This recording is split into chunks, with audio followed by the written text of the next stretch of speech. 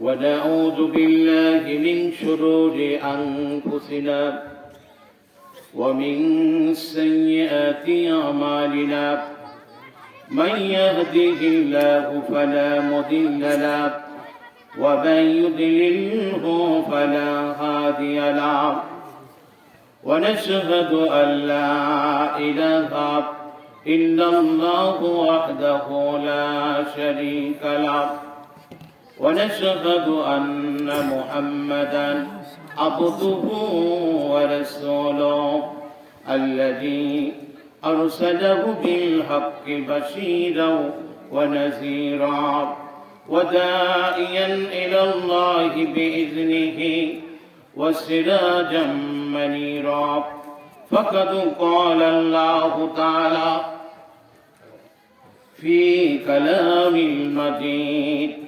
وفرقان الحميد قرنا مرشده أعوذ بالله من الشيطان الرجيم بسم الله الرحمن الرحيم قل إن كنتم تحبون الله فاتبعوني يحببكم الله ويغفر لكم ذنوبكم والله غفور رحيم وقال رسول الله صلى الله عليه وسلم لا يؤمن أحدكم حتى أكون أحب إليه من والده وولده والناس أجمعين في شان حبيبه إن الله وملائكته يصلون على النبي يا أيها الذين آمنوا صلوا عليه وسلموا تسليما اللهم صل على محمد وعلى آل محمد كما صليت على إبراهيم وعلى آل إبراهيم إنك حميد مجيد اللهم بارك على محمد وعلى آل محمد كما باركت على إبراهيم وعلى آل إبراهيم إنك حميد مجيد بلغ العلا بكماله كشف الدجى بجماله حسنت جميع خصاله صلوا عليه وآله بلغ العلا كشف الدجى بجماله حسنت جميع خصاله صلوا عليه وآله দর্জন যাকে ভালো বলে আমার আল্লাহ তাহাকে ভালো বলে দর্জন যাহাকে ভালো বলে না আমার আল্লাহ তাহাকে ভালো বলে না বালাগাল উলা বিকামালিহি কাশাফাত দুজা বিজামালিহি হাসানাত জামিউ ফিসালিহি সাল্লু আলাইহি ওয়া আলিহি আলহামদুলিল্লাহ দারুত তাকওয়া মহিলা মাদ্রাসা এতিমখানার উদ্যোগে আজকের ৪র্থতম বার্ষিক ওয়াজ মাহফিলের সম্মানিত সভাপতি প্রধান অতিথি প্রধান বক্তা উলামায়ে কেরাম হাজী এজাম আমার পর্দার আড়ালের মা ও বোনেরা যুবক ভাইয়েরা মুরব্বিয়ানে কেরাম আসসালামু আলাইকুম ওয়া রাহমাতুল্লাহি ওয়া বারাকাতুহু সর্বপ্রথম মহান আল্লাহ রাব্বুল ইজ্জতের দরবারে লাখ কোটি শুকরিয়া যে মহান রব্বুল আলামিন আপনাকে আমাকে মানুষ এবং মুসলমান হিসাবে সৃজন করেছেন এবং দারুত তাকওয়া মহিলা মাদ্রাসা এতিমখানার এই মাদ্রাসার প্রাঙ্গণে মাহফিলে বসার তৌফিক দান করেছেন এই জন্য তো কলিমাতুল শুকর জ্ঞাপন করছি সকলে বলে আলহামদুলিল্লাহ আর একটু জোরে বলে আলহামদুলিল্লাহ আমরা কার প্রশংসা করলাম? জগৎ সময়ের মালিক কে? আসমানের মালিক কে? জমিনের মালিক কে? সব কিছুর মালিক হলো আল্লাহ, সে আল্লাহর আমাদের মালিক, আমরা হলো গোলাম। ঠিক না ব্যাঠিক? যে রবের সনে শুকরিয়া জ্ঞাপন করতে হয়, মন সব ভূষিত আনন্দে। যেমন মানুষ অন্যভাবে ডাকে তাদের প্রভুদের, আর আমাদের প্রভু, আমাদের রব, আমাদের মালিক, আমাদের সব কিছুর অস্তিত্ব একমাত্র আমাদের রব। ঠিক না ব্যাঠিক? এই জন্য সে রবকে পেতে হলে, জানতে হলে কাকে ভালোবাসতে হবে? মুহাম্মাদুর রাসূলুল্লাহকে। কাকে ভালোবাসতে হবে? মুহাম্মাদুর রাসূলুল্লাহ সাল্লাল্লাহু আলাইহি ওয়াসাল্লামকে। রাসূল বলেছে, লা ইউমিনু আহাদুকুম হাত্তা আকুনা হাব্বা ইলাইহি মিন ওয়ালিদিহি ওয়া ওয়ালাদিহি ওয়ান নাসি আজমাইন। যতক্ষণ না তোমরা তোমাদের পিতামাতা, আত্মীয়-স্বজন, তোমাদের স্ত্রী এবং তোমাদের সন্তান অন্য মানুষের চাইতে আমি নবীকে ভালো না বাসবে, ততক্ষণ পর্যন্ত তোমরা ঈমানদার নও। কি বলেছে? যে নবীকে ভালোবাসলে ঈমানদার, আর নবীকে ভালো না বাসলে সে ঈমানদার হতে পারে না। যেমন ইহুদিরা আল্লাহকে ভালোবাসে, খ্রিস্টানরাও আল্লাহকে, হিন্দুরাও আল্লাহকে, তারা বলে রামকে আল্লাহ মনে করে। কি বলে? ভগবান মানে আল্লাহ, আল্লাহ মনে করে। ইসকন আর ইহুদি যারা না দেখেন নাই, তারা ইসকনের সদস্য দেখলে একই সেম ক্যাটাগরি। ঠিক না ব্যাটি? দেখবে ভারতের র টিভি যে করে মুসলমান বিদ্বেষী, অন্য খ্রিস্টানরা এরকম বলে না, সাধারণ হিন্দুরা এরকম বলে না, সাধারণ হিন্দুরা মুসলমানদের বিরুদ্ধে এরকম করে না। কিন্তু যারা ইসকনের সদস্য, তারা দেখবেন মুসলিমদের উগ্র, তারা মাথা নেড়ে করে রাখে, চাইসা রাখে, মাথা চাইসা রাখার পিছনে টিকি রাখে। এই মাথা শেষে হলো ইহুদিদের কাজ। ইহুদিরা ছোট্ট একটা টুপি মাথার মধ্যে পরে আর সুন্দর করে শেষে নাইরাবে থাকে, আর হলো মাথার মধ্যে টুপির মধ্যে বানিয়ে এরকম করে এই ইসকনের এই সদস্যরা এরকম দেখবেন মুসলমানদের ধ্বংসকারী। এরা আস্তে আস্তে করে, যেরকম আমাদের দেশে ইস্ট ইন্ডিয়া কোম্পানি যেরকম ভারতবর্ষে 200 বছর চালাইছিল, তথাপি এই ইসকনের মাধ্যমে আবার মুসলমানদেরকে ধ্বংস করার পায়তারা চলতেছে। ঠিক না ঠিক? আজকে ইসকন কত কিছু করলো বাংলাদেশে, এত অশান্তি। এই যে গার্মেন্টস সমিতি, রিস্কা দিয়া, তারপরে হোটেল এবং বিভিন্ন বাংলাদেশে এরকম একটা নষ্টমুখী করার জন্য ভারত আমাদের হুমকি দেয়। তাদের মধ্যে 40টা অস্ত্র আছে এরকম, যেটা বাংলাদেশে তাক করে। আমার এই 16 বছরে যদি 2টা অস্ত্র আমার প্রধানমন্ত্রীরা কিনতো, তাইলে ভারত আমাদের চোখ রাঙাতে পারতো না। ঠিক না ঠিক? এরা শুধু চুরি করছে, ব্যাংক খালি করেছে। এই চুরি করে টাকা পয়সা সব ভারতে এবং কি ইউরোপের দেশগুলিকে তারা চক্রান্ত করেছে, তারা বাড়ি গাড়ি করেছে। সেই শয়তানগুলি এই দেশকে, এই মুসলমানদেরকে নস্যাৎ করার জন্য, আল্লাহর নাম এবং নবীর নাম মুসানের জন্য তারা পায়তারা করতেছে। ঠিক না ঠিক?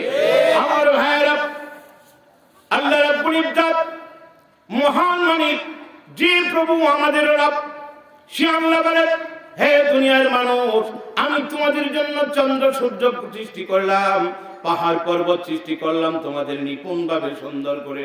আমি আল্লাহ তোমাদের তৈরি করলাম। কেন তৈরি করলাম তোমরা কি জানো না? আমার আল্লাহর বিধানকে জমিনের মধ্যে প্রতিষ্ঠিত করবে। ইন্নী জাইলুন ফিল আরদি খলিফা, তোমরা হলো আমার প্রতিনিধি। আমি দুনিয়াতে তোমাকে আমার প্রতিনিধি হিসেবে প্রেরণ করেছি। বলেন সুবহানাল্লাহ। আজকে মুসলমানের সন্তানেরা আওয়ামী লীগ থেকে ভয় পায়, অন্য মানুষ থেকে ভয় পায়। মুসলমান কোন নেতাকে দেখে ভয় পাওয়া যাবে না, কোন নেত্রীকে দেখে ভয় পাওয়া যাবে না। আমি তো মুসলমান, আমি তো সালাউদ্দিন আইবির সৈনিক, আমি তো বিশ্বনবী মুহাম্মদুর রাসূলুল্লাহর সৈনিক। আমার নবী হলো মুহাম্মদ সাল্লাল্লাহু আলাইহি সাল্লাম। আমি যখন কিনা যুদ্ধের ময়দানে শাহাদাত হব, আমি সরাসরি জান্নাতে চলে যাব। আর যদি আমি যুদ্ধের থেকে ফেরত আসি, আমি গাজী হব। বলেন সুবহানাল্লাহ। আমার ভাইরা দোস্তরা, আমার মুসলমান, এই জন্য কবি বলেছে, ইসলাম জিন্দা হতা হয় আর কারবালা কা বাত। ইসলাম তখনই প্রতিষ্ঠিত হয় কারবালা হলে, যেরকম 2000 ছেলে রক্ত, তাজা রক্ত দিয়েছে বাংলাদেশের অসৎ সরকারকে দেশ থেকে তাড়াইছে। ঠিক না ব্যাটি? এই জন্য রক্ত যদি দেওয়া হয়, মুসলমান সংখ্যার ব্যাপারে যুদ্ধ করে না, সংখ্যা দেখে যুদ্ধ করে না। বদরের যুদ্ধে 313 জন ছিল, আর কাফেরদের ছিল 1000-এর উপরে। এই 313 জন হলো বদরের প্রান্তরে 1000 কাফেরকে ধূলিসাৎ করে দিয়েছে। বলেন সুবহানাল্লাহ। ইন্ডিয়া বলে আমাদের অনেক শত্রু, আমাদের অনেক জনসংখ্যা, মুসলমান একটা মুসলমান 40 জনকেও গণে না। বলেন সুবহানাল্লাহ। যদি এই জন্য আল্লাহ বলে, ওয়ালা তাহিনু ওয়ালা তাহজানু ওয়া আনতুমুল আলাউনা ইন কুনতুম মুমিনিন। আল্লাহ বলে ভয় পেও না, চিন্তা করিও না, সাহস হারিও না, সামনের দিকে অগ্রসর হও, আমি আল্লাহ তোমাদের সাহায্য করিব যদি তোমরা মুমিন হও। বলেন সুবহানাল্লাহ। যদি তোমরা মুমিন হও। যে একটা জিনিস দুঃখ লাগে যে আওয়ামী লীগ এবং কি অন্য জাতি যারা নির্বাচন করলো গত, ঠিক না ব্যাঠিক, এই নির্বাচনে আমি এমপিতে দাঁড়াইছিলাম। তারা করলো কি, আমার মতো একজন আলেমকে তারা ভয় পায়, আমার পোস্টারগুলি ছিঁড়ে ফেলা, আমার মাইকিং গুলি করতে দেয় নাই। আমি যেখানে পোস্টার লাগাচ্ছি কেসিতে কেটে দিল, বিভিন্ন জায়গায় কেটে দেয়। আমি বলি ডিসি সাহেবকে উনকে ফোন দিই, সে গুরুত্ব আগে খুব চাটু দিয়া নির্বাচনে নিল, পরবর্তীতে সেটা নস্বাত করে দিল। আর এত মুনাফিক, তারপরে মনে করছি যে আমাকে একক প্রার্থী দিবে, কিন্তু তারা না দিয়ে 3-4টা জারক সন্ধান দিয়েছে এক এক জায়গায়। বুঝছেন? এটা দিয়েছে কারণ হলো তারা তাদের ভয় যে আমাদের যদি বাদে এরা পাস করে আমাদের তো ইজ্জত থাকবে না, এই জন্য তারা এরকম করেছে, এরকম সিস্টেম করেছে, এরকম তারা এই দেশটাকে নস্বাত করেছে, আজও পায়তারা করতে চায়। এই জন্য আমার ভাইয়েরা, আমাদের খুবই না দুঃখে না একটা কির মধ্যে বোঝা যায় যে তারা কত বড় খারাপ, মানুষকে চক্রান্ত করে বিপদগ্রস্তের মধ্যে ফালিয়ে এই কাজগুলি করে। বলে নাউজুবিল্লাহ। আমার ভাইয়েরা বলতেছিলাম, মুসলমান কারে ভয় পায় না। মুসলমান কোন সংখ্যার সাথে হাজার হাজার সংখ্যা করে না। মুসলমান হলো ইমানে বলিয়ানে যুদ্ধ করে। মুসলমান হলো সামনে যায় আল্লাহ এবং আল্লাহর রাসূলের আদর্শে। বলেন সুবহানাল্লাহ। আমার ভাইয়েরা, আমার নবী মুহাম্মদ রাসূলুল্লাহ সাল্লাল্লাহু আলাইহি সাল্লাম এমন একজন মানবতার মুক্তির দিশারি, যে নবী সরকারে কায়নাত মুহাম্মদ রাসূলুল্লাহ সাল্লাল্লাহু আলাইহি ওয়াসাল্লামের কাছে এক ইহুদি খ্রিস্টান আল্লাহর নবীর কাছে মুসলমান হয়ে গেল। মুসলমান হওয়ার পর ওই লোকটা সূরা বাকারা মুখস্থ করলো, তারপরে আলে ইমরান মুখস্থ করলো। মুখস্থ করার পর আমার নবীর কাছে সে ওই লেখার কাজ করতো, কোরআন লিখতো। কোরআন লিখতে লিখতে একদিন আবার ওই লোকটা আবার পলায়ন করে আবার খ্রিস্টান হয়ে যায়। বলেন নাউজুবিল্লাহ। খ্রিস্টান হয়ে যাওয়ার পর সে লোকটা বলতে লাগলো, মুহাম্মদ সাল্লাল্লাহু আলাইহি সাল্লাম কিছুই জানে না, তিনি হলো মূর্খ। বলেন নাউজুবিল্লাহ। এমন কথা যখন কিনা বলতে লাগলো যে মুহাম্মদ সাল্লাল্লাহু আলাইহি সাল্লামকে আমি যা লিখে দিতাম তিনি তাই বলে তাই করে, এবং এই কথা বলল। হঠাৎ করে কিছুদিন পর ওই ইহুদি খ্রিস্টানটা মরে গেল। মরে যাওয়ার পর তাকে যখন কিনা কবর দেয়, কবর দেওয়ার পর ওই কবর থেকে ওই লোকটাকে কে জানি রে রাতের অন্ধকারে কবর থেকে উঠিয়ে দেয়। মানে আল্লাহু আকবার।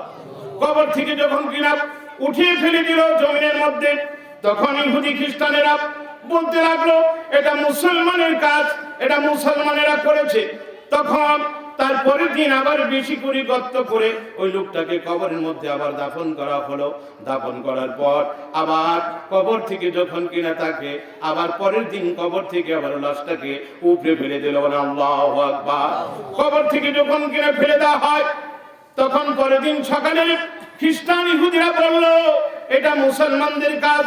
হযরত মুহাম্মদ রাসূলুল্লাহ সাল্লাল্লাহু আলাইহি ওয়াসাল্লাম এবং তার উম্মতের কাজ। পরের দিন আরো বেশি বেশি করে গর্ত খুদে ওই লোকটাকে আবার কবর দিল, কিন্তু সারা রাত্রি কবর খনন করে ওই লাশটা উত্তোলন করা যাবে না, এমন বেশি করে গর্ত খুদে যখন কিনা কবর দিল। পরের দিন দেখে কে জানি না আবার ওই লাশটাকে জমিনের মধ্যে কবর থেকে জমিনের মধ্যে উপরে ফেলে দিয়েছে। তখন তারা বুঝলো এটা মুহাম্মদ সাল্লাল্লাহু আলাইহি ওয়াসাল্লামের কাজ না, তার উম্মতের কাজ না, এটা স্বয়ং রব্বুল আলামিনের কাজ। বলেন সুবহানাল্লাহ। এই লোকটা মুহাম্মদ সাল্লাল্লাহু আলাইহি ওয়াসাল্লাম সম্পর্কে মিথ্যা কথা বলেছে, আমার নবীকে হেয় প্রতিপন্ন করেছে। এই জন্য আমার আল্লাহ জমিনের মধ্যে মাটির মধ্যে তারা লাশটাও রাখে নাই, মানুষকে উদাহরণস্বরূপ দেখার জন্য করেছে। বলেন সুবহানাল্লাহ। এই জন্য মুসলমান, আমরা তো মুসলমান, আমরা তো আল্লাহকে ডাকি, আমরা তো আল্লাহর সব গুণগান করি, কিন্তু মুসলমান যখন কিনা বুটের সময় আসে, যখন কিনা বুটের সময় আসে এবং কি নিত্য তখন 500 টাকার বিনিময়ে 1000 টাকার বিনিময়ে একটা খারাপ লোককে, মদ করকে, জেনা করকে, সুদ করকে, ঘুষ করকে ভোট দেয়। ঠিক না ঠিক? যে জমি দখল করে, জবর দখল করে, ওই লোকটা কয় ভালো মানুষ। আমাদের গ্রামের মাতবর মন্ডল যুবক ইয়াং এর কথা শুনে খারাপ লোকটাকে ভোট দেয়। এই ভোট দেওয়া হলে আমরা হলো বয়স্ক ভাতা পাই না, আমরা হলো বয়স্ক ভাতা এবং বিধবা ভাতা এবং কি আরো অন্য ভাতা আছে, সেগুলি পাই না। তাদের পছন্দ মতো মানুষকে দেওয়া হয়। এই জন্য আমরা যদি ভালো মানুষকে মেম্বার বানাই, ভালো মানুষকে চেয়ারম্যান বানাই, ভালো মানুষকে যদি উপজেলার চেয়ারম্যান বানাই, ভালো মানুষকে যদি এমপি বানাই, সৎ লোককে যদি আমরা ভোট দিই, এই লোকটার কাছেই যেতে হবে না, এই লোকটা গ্রামে গঞ্জে এসে এসে জনগণের খবর নিবে। বলেন সুবহানাল্লাহ। আজকে যখন চেয়ারম্যান মেম্বার পাস করে তার দরবারে যেতে হয়, আর আগের জামানায় নবীর সাহাবীরা জনগণের খবর নিতেন। বলেন সুবহানাল্লাহ। রাতের অন্ধকারে হযরত আমিরুল মুমিনিন হযরত ওমর রাদিয়াল্লাহু মুখ বেঁধে জনগণের খবর নিতেন। রাস্তার মধ্যে দেখি একটা মহিলার বাড়িতে একটা মহিলা রাতের অন্ধকারে বলতেছে, মা গো, তোর তো বাপ নাই, আমি বিধবা, তুই দিয়ে দিন গো মা। আমাদের বকরি এবং গরুর মধ্যে যতটুকু দুধ হয়েছে, এই দুধের মধ্যে মা একটু পানি মিশিয়ে দে। মা গো, একটু পানি মিশাইলে এবং কি বরকত হবে এবং টাকা পয়সা একটু বেশি হবে। এই কথা যখন কিনা বললো, আমিরুল মুমিনিন ওই বাড়ির পাশ দিয়ে যাচ্ছে, কান পেতে শুনে, কিন্তু বাড়ির অন্য বাড়িতে কান পাতা যায় নাই, কিন্তু আমিরুল মুমিনিন ওই মেয়েটা এবং মেয়ের মায়ের কথা শুনতেছে। ডাক দি, কই মা, দুধের মধ্যে যদি আমি পানি মিশাই তাই বলতো আমিরুল মুমিনিন হযরত ওমর দেখে ফেলবে। বুড়ি মহিলা বলল, মা গো, গভীর রজনী হয়েছে, আরবের দেশের মানুষ হলো রাত্রি দুধ দহন করতো, সকালবেলা গরু এবং কি মহিষ গরু কিংবা উট গরু দুম্বা গরু সারাদিন আইতো, সন্ধ্যা হলে বাড়িতে আনতো। বলেন সুবহানাল্লাহ। আমার ভাইয়েরা, মহিলার মেয়ে বলে, মা গো, আমিরুল মুমিনিন হযরত ওমর যদি দেখে বেড়ে, হযরত ওমর রাদিয়াল্লাহু কথা যখন বলে, মহিলা ওমর এখন ঘুমিয়ে আছে, রাত হয়ে গেছে, এখন কোত্থেকে আসবে, কোথা থেকে দেখবে? তখন মহিলার মেয়ে ডাক দেখো, মা গো, ও আমার মা, মহিলা হযরত ওমর যদি না দেখে, মা গো, আসমানের মালিক, জমিনের মালিক, জগৎ সবের মালিক আমার আল্লাহ, আমার আল্লাহ তো দেখতেছে। বলেন সুবহানাল্লাহ। এই কথা শোনার পর হযরত আমিরুল মুমিনিন হযরত ওমর রাদিয়াল্লাহু তাআলা তার মসজিদে চলে গেলেন, শাহী দরবারে চলে গেলেন। সকালবেলা পুলিশ পাঠিয়ে দিলেন ওই মহিলাকে এবং মহিলার মেয়েকে সসম্মানে আমার দরবারে উপস্থিত করবে। বলেন সুবহানাল্লাহ। আমার ভাইয়েরা, যখন কিনা সসম্মানে যখন কিনা ওই বাড়িতে পুলিশ গেল, চুরের মান পুলিশ পুলিশ, তখন মহিলা কয়, রাতের মধ্যে তো শুধু আমরা দুধে পানি মিশাইতে চেয়েছি, অন্য কোনো অপকর্ম কিন্তু খারাপ কাজ তো করিনি। তখন বলল, না চলেন, আমিরুল মুমিনিন আপনাকে ডেকেছে, আপনার মেয়েকে সহ। তখন বলল, ও আমার মা, ও আমার বোন, আপনাদের অনেক কষ্ট, আপনাদের খোঁজ খবর আমি নিতে পারি না, আপনারা এত কষ্ট করে সংসার চালান। বোন গো, কেন তুমি, আর এই মা কি কষ্ট হয়েছে, তুমি কেন গো এত সুন্দর কথা বললা, কারণ কি? তখন মহিলাটা বললেন, আমার আল্লাহর ভয় আমার কাছে সর্বশ্রেষ্ঠ। বলেন সুবহানাল্লাহ। আমার আল্লাহকে আমি ভয় পাই, অন্য কাউকে ভয় পাই না। ইয়াউমাল কিয়ামতের ময়দানে, কবরের ময়দানে কিভাবে কি জবাব দিব, এই জন্য আমি সৎভাবে জীবন যাপন করতে চাই। হযরত আমিরুল মুমিনিন হযরত ওমর ডাক দিয়ে কয়, আমার সন্তানেরা রে, কে আছো, এই মেয়েটাকে তোমরা বিয়ে করবা? একটা ছেলে আছো কিনা? এই মেয়েটাকে আমার খুব পছন্দ হয়েছে, তোমাদের মধ্যে একজন যদি কেউ পছন্দ করো, তার কার সাথে আর এই বৃদ্ধ মহিলা, এই বিধবা মহিলার মেয়েকে বিয়ে দেবো। বলেন সুবহানাল্লাহ। এই কথা যখন বললেন, তখন বললেন, বোন, আমি আপনার মেয়েটাকে নিতে চাই, আপনি যদি যান, আপনি যদি ইচ্ছা করেন দিতে পারেন। তখন বললেন, আপনি কি ঠাট্টা করেন? ঠাট্টা করি না, এই মেয়েটা আমার দরকার ছিল সৎ, এই মেয়ের ঘরে ভালো ছেলে জন্ম হবে, সৎ নেককার পরহেজগার লোক হবে, এই জন্য মেয়েটার সাথে বিয়ে দিয়েছিল। ওই ঘরের মধ্যে আমার আল্লাহ, আমার হযরত ওমর রাদিয়াল্লাহু এমন একটা আজিজ হয়েছে, আজিজ ইবনে ওমর। বলেন সুবহানাল্লাহ। এই মক্কার যে এক সময় বাদশা ছিল, ওই মহিলার ওই বাদশার পেটে থেকে। বলেন সুবহানাল্লাহ।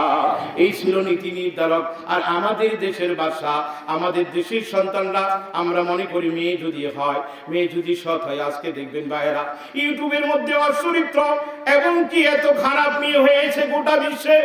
তাদের পোশাক আশাক, তাদের তাদের চরিত্র, তাদের আচার আলোচনা, হাত ধরে বিয়ে হয় নাই আরেকটা ছেলের সাথে ঘুরে, এমন কোনো কাজ নাই তারা করে না। এমন মেয়ে যদি কেউ বিয়ে করতে চায় না, এইরকম এখন খালি বলে ভাই একটা সৎ মেয়ে দেন না, একটা ভালো মেয়ে দেন না, পরহেজগার নামাজি, টাকা পয়সা চাই না, একটা ভালো মেয়ে আমার ছেলের কাছে দেন। আমার ছেলেটা ইয়াবা খায়, আমার ছেলেটা নেশা করে, আমার ছেলেটা খারাপ খারাপ মেয়েদের সাথে নষ্ট হয়ে গেছে, ওই ছেলেটাকে ভালো করার জন্য একটা ভালো মেয়ে দরকার। বলেন সুবহানাল্লাহ। এই জন্য আপনার আমার মেয়েকে যে মাদ্রাসায় পড়াই, ভালোভাবে যদি আমরা সুন্দর করে মানুষ করি এবং তাদেরকে ভালো করে ভালো সৎ পাত্রের কাছে দেওয়া যাবে। বলেন সুবহানাল্লাহ। এই জন্য আমাদের দেশে দেখেন, আমরা দেখি যে পর্দা চলে গেছে, এখন পর্দা নাই।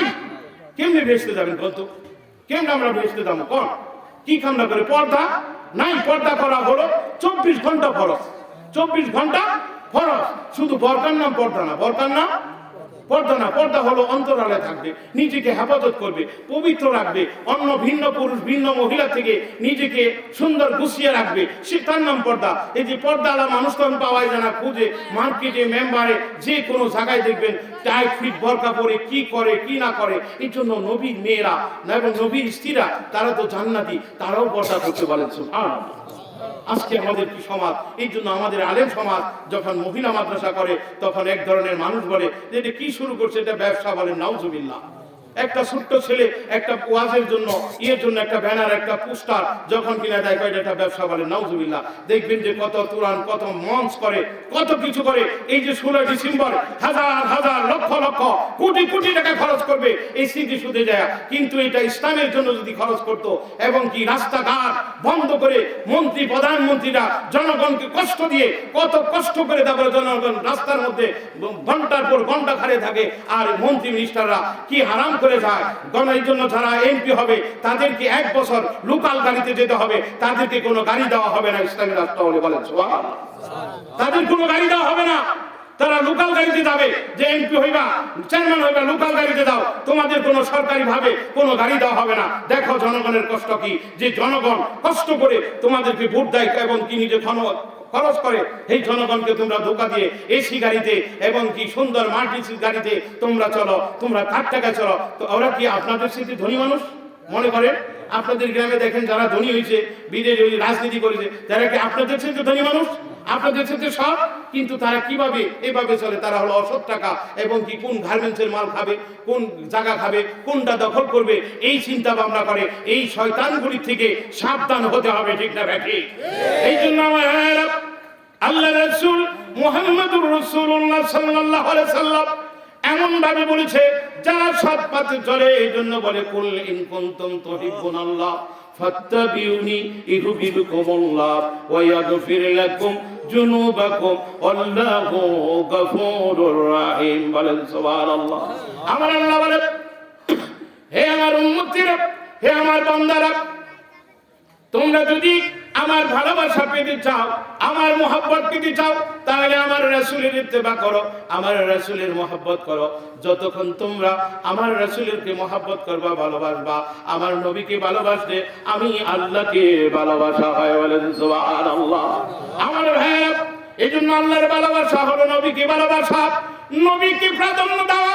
নিজের জীবন থেকে যে নবীর নামে যে কুৎসা বলবে, মিথ্যা বলবে, তার জিভ কেটে দিব। আমার নবীর সাথে যে বেঈমানি করার চেষ্টা করবে, আরে মোলামাদের সাথে যারা চেষ্টা করব, আমরা হাতে হাত মিলে তার প্রতিহত করব, প্রতিবাদ করব, ঠিক না ভাই? ঠিক। এই জন্য আমার ভাইয়েরা আব্দুল কাদের জিলানী রাহমাতুল্লাহ আলাইহির বাবা হযরত আবু সারি জঙ্গি মুসা যখন কিনা তাহাজ্জুদের নামাজ পড়ে শেষ হয়ে গেল, বন্ধুরা আমার, সকালবেলা আবার তাসবিহের নামাজ যখন কিনা আদায় করবে, যখন কিনা নদীর পরে গেল, ওযু করার পরে দেখে একটা ফল বেশি বেশি আসলো। সেই ফলটা যখন কিনা দেখলো, ফলটাও হলো অনেক দূর থেকে এসেছে এবং কি গন্ধ হয়ে গেছে। এই ফলটা যখন কিনা খাওয়ার পর অনেক ক্ষুধা লেগেছিল, খেলো, খাওয়ার পরে কেন আসলো, আমি কার গাছের ফল খেয়েছি, কোন গাছের ফল খেয়েছি, তখন তে অনুশোচনা অনুতপ্ত হলো। তখন ঘুরতে হাঁটতে ওই গাছের কাছে গেল। অনেক দূরে যাওয়ার পরে দেখে ওই গাছের সাথে এই ফলটার সাথে মিল আছে, ওই গাছের সাথে এই ফলের সাথে মিল আছে। তখন বলল গাছের মালিককে, বাগানের মালিককে, বাড়ির থেকে রওনা হয়ে গেল। রওনা হওয়ার পর মানুষকে খুঁজতে খুঁজতে মালিক বাইর করে ফেললো। তখন বলল, বাবা হাতে দড়ি পায়ে পড়ি, আমাকে ক্ষমা করে দেন, আমাকে মাফ করে দেন, আমি আপনাদের ওই গাছের ফল খেয়েছি, আমাকে ক্ষমা করে দেন। বলেন সুবহানাল্লাহ। ওই লোকটি বলল, আল্লাহ আমাকে একটা মেয়ে দিল, মেয়ে দিয়েছে, এই মেয়েটাকে একটা সৎ পাত্রের কাছে দিব। তখন ডাক দিয়ে বলল, আমি আপনাকে সুন্দর করে একটা সুসংবাদ দিতে পারি, যদি আপনি আমার বাড়িতে 12 বছর গোলামি করেন তাহলে আমি আপনাকে ক্ষমা করে দিতে পারি। বলেন সুবহানাল্লাহ। পচা ফল গাছে থেকেও পারে নাই এবং গাছে থেকেও ছিঁড়ে নাই, জমিনে গাছের নিচে থেকেও পোড়ায় নাই, সেটা পেয়েছে নদী থেকে। বলেন আল্লাহু আকবার। কত বড় সত্য, কত বড় ইমানদার, কত বড় পরহেজগার। বলেন আল্লাহু আকবার। আমার ভাইরা দুস্থ, আমার এরকম পরহেজগার ইমানদার মুত্তাকি, আমার ভাইরা সেই ইমানদার মুত্তাকি এরকম লোক যখন কেনা খুঁজে, তখন 12 বছর হওয়ার পর বলতেছিলাম আপনাদের বোঝানোর জন্য, ভাই আমার বুঝতে হবে, একটা ফলের জন্য 12 বছর গোলামি করলো, তারপরে অন্ধ মেয়ে এবং কি বুবা মেয়ে এবং ল্যাংড়া মেয়ে বিয়ে করার জন্য সে রাজি হলো, তারপরে তাকে ওইখান থেকে ক্ষমা করে দেওয়া। বলেন সুবহানাল্লাহ। আর আমরা কত চুরি করলাম জীবনে, কত মানুষের গাছের নারিকেল, কত মানুষের গাছের মুরগি, কত মানুষের তরকারি, কত মানুষের বেড়া কাটলাম, কত অন্যায় করলাম, কত সিম বেগুন চুরি করলাম, কত আম কাঁঠাল চুরি করলাম, সব চুরি করলাম, খেলাম, একটু অনুতপ্ত অনুশোচনাও করলাম না। কিভাবে বেহেশতে যাবেন চিন্তা করেন। এজন্য নবী বলেছে মাত্র 70,000 মানুষ বিনা হিসেবে জান্নাতে যাবে। কত হাজার? 70,000। নবীর সাহাবী হলো 2 লক্ষের উপরে এবং নবী হলো 1,24,000। সুবহানাল্লাহ। 1,24,000 হলো পয়গম্বর আর 2 লক্ষ উপরে হলো সাহাবী। আর নবী বলছেন বিনা হিসাবে মাত্র 70,000 মানুষ জান্নাতে যাবে। কি বুঝলেন? কি বুঝলেন? যে নবীরা কি মানুষ না? সাহাবীরা কি মানুষ না? 70,000 বিনা হিসাবে যাবে। আর গণির কি অবস্থা হবে? আমাদের কি অবস্থা হবে বলে? হজে গেলেই মানে পবিত্র হয়ে যাবো, 5 ওয়াক্ত নামাজ পড়লে পবিত্র হয়ে গেলাম, এত সহজ না। এই জন্য খুব সাবধান। আল্লাহ বলে ঈমান এনেছো বলে তোমাদের ছেড়ে দিব, এইটা মনে করো না। ঈমানের অগ্নি পরীক্ষা নিয়ে তোমাদের ছেড়ে দেওয়া হবে। বলেন সুবহানাল্লাহ। আমার ভাইয়েরা দুঃখের, আমার এই জন্য বলতেছিলাম, আল্লাহ বলেন কুল ইন কুনতুম তুহিব্বুনাল্লাহ ফাত্তাবিউনি ইউহিব্বুকুমুল্লাহ ওয়া ইয়াগফির লাকুম যুনুবাকুম আল্লাহু গফুরুর রহিম। তোমরা যদি আমি আল্লাহর মুহাব্বত পেতে চাও, আমি আল্লাহর ইত্তেবা, যদি তোমরা তোমার নবীর ইত্তেবা করো, তাহলে আমি আল্লাহর মুহাব্বত তোমরা পাবে। আর নবীর মুহাব্বত যদি তোমরা না করো, নবীকে যদি ভালো না বাসো, নবীকে ভালোবাসা হলো মাকে ভালোবাসতে হয়। কি বলে? তুমি যদি তোমার মাকে ভালোবাসো, আমি নবীকে ভালোবাসা হয়। তুমি যদি তোমার বাবাকে ভালোবাসো, আমার নবীকে ভালোবাসা হয়। তুমি যদি তোমার চাচাকে ভালোবাসো, আমি নবীকে ভালোবাসা হয়। তুমি যদি তোমার স্ত্রীকে ভালোবাসো, আমার নবীকে ভালোবাসা হয়। তুমি যদি তোমার সন্তানকে ভালোবাসো, আমার নবীকে ভালোবাসা হয়। বলেন সুবহানাল্লাহ। এই জন্য নবীকে ভালোবাসতে হলে সকলকে ভালোবাসতে হবে। এবং কি আমার ভাইয়েরা, একটা খারাপ ছেলে খারাপ জায়গায় চলে, তাকে বুদ্ধি পরামর্শ দিয়ে আল্লাহর দলে, নবীর দলে আনতে হবে। ঠিক না বেঠি? এই জন্য আমার ভাইয়েরা, এই জন্য আমরা যদি ভালো হয়ে যাই, আমরা যদি তওবা করি, আল্লাহ কইয়া আইয়ুহাল্লাযীনা আমানু তুবু ইলাল্লাহি তাওবাতান নাসুহা। হে ঈমানদারগণ, তোমরা খালিস তওবা করো, আমি আল্লাহ তোমাদের জীবনের গুনাহগুলি maaf করে দেব। বলেন সুবহানাল্লাহ। লা ইলাহা ইল্লাল্লাহ, লা ইলাহা ইল্লাল্লাহ, জোর লা ইলাহা ইল্লাল্লাহ, লা ইলাহা ইল্লাল্লাহ, লা ইলাহা ইল্লাল্লাহ, লা ইলাহা ইল্লাল্লাহ। আসমান সুন্দর, জমিন সুন্দর, সুন্দর পশু পাখি গাছপালা, তাহার চাইতে অধিক সুন্দর বিশ্ব নবী মুস্তাফা। লা ইলাহা ইল্লাল্লাহ, লা ইলাহা ইল্লাল্লাহ। বদিদে আমামা শির উঁচু কর মুসলমান, নয়া জমানার দাওয়াত এসেছে বাংলা কেল্লাই ওরে নিশান। লা ইলাহা ইল্লাল্লাহ, লা ইলাহা ইল্লাল্লাহ, লা ইলাহা ইল্লাল্লাহ, লা ইলাহা ইল্লাল্লাহ, লা ইলাহা ইল্লাল্লাহ, লা ইলাহা ইল্লাল্লাহ মুহাম্মাদুর রাসূলুল্লাহ সাল্লাল্লাহু আলাইহি ওয়াসাল্লাম। আমার ভাইরা দুসরা আমার ভাইরা দুসরা আমার নবীকে ভালোবাসতে হবে বলতেছিলাম। একদিন ইহুদি খ্রিস্টানেরা তিনজন মিলে আমার আল্লাহর লাশ মোবারক চুরি করার জন্য আসছিল। কয়জনে? নবীর লাশ চুরি করার জন্য মদিনায় ঢুকে। তারা অনেক ধনী মানুষ, মদিনার মানুষগুলি তখন গরিব ছিল। তখন কি ছিল? গরিব ছিল। আমার নবী লাশ মোবারক চুরি করে তারা ইউরোপে নিয়ে যাওয়ার পায়তারা করেছিল। আমার ভাইয়েরা, নারে তাকবীর, নারে তাকবীর। মাওলানা সাহেব এসে বলছে ইনশাআল্লাহ, প্রধান বক্তা এসে বলছে আর কোনো টেনশন নাই, বলেন আলহামদুলিল্লাহ। যে নবীর লাশ চুরি করছে তারা ব্যর্থ হয়ে গেছে। এই জন্য নবীর মাজার শরীফটা সুন্দর করে চতুর্দিক দিয়ে পাহারা দিয়ে কি করা, ঢালাই করে দিয়েছে। এই জন্য এখনো মুসলমানদের লাশ চুরি করে, কি করে নিয়ে বিভিন্ন জায়গায় গেলে কয় লাশ নাই। এই জন্য অনেক বড় বড় বুজুর্গানের কেরামের লাশ চুরি করে এই ইহুদি খ্রিস্টানেরা। তারা কি করে, বিভিন্ন বিজ্ঞানের নামে বিভিন্ন নাম দিয়ে তারা লাশ মোবারকগুলি, তার কঙ্কালগুলি বিক্রি করে ফেলে, বলে নাউজুবিল্লাহ। এই জন্য আপনারা সাবধান, আপনাদের ছোট ছোট ছেলে মেয়েদেরকে সাবধান রাখবেন।